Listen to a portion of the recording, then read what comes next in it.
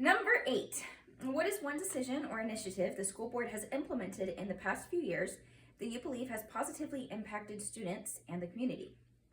Conversely, what is one decision or policy you believe the board has mishandled, and how would you have approached it differently?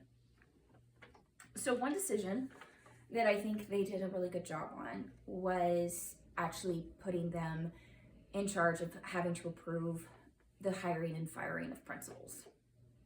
I know that was a little bit controversial, but having been through a few of those principals, I can say we had at least one that needed to go. And the board took care of that, and they hired an absolutely phenomenal principal that has stepped in, and man, he has done so much for the campus.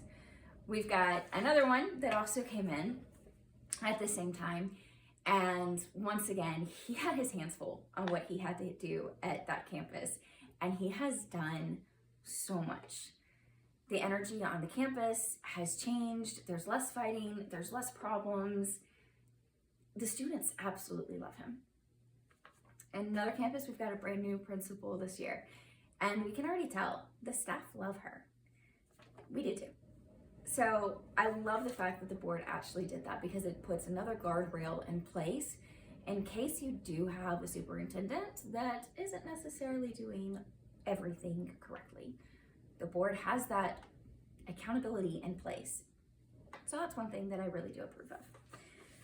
So as far as something that I believe they've mishandled or would have approached it differently, there's a couple of things. So the cell phone policy, I absolutely love it, just simply because it follows a lot of the same rules that we have for my kid with his cell phone and going to school. But there's a couple of principals that have taken it a step further, and that's a little bit unclear as to what exactly the rules are. It's totally okay for them to do that, but they have to communicate it clearly. So instead of it being first bell, it's you walk in the doors, your phone is off. So what happens if they're at the school for after school tutoring or an after school club? Are they not allowed to use their phone? Gray area. It's a few things like that that just need to be communicated a little bit better.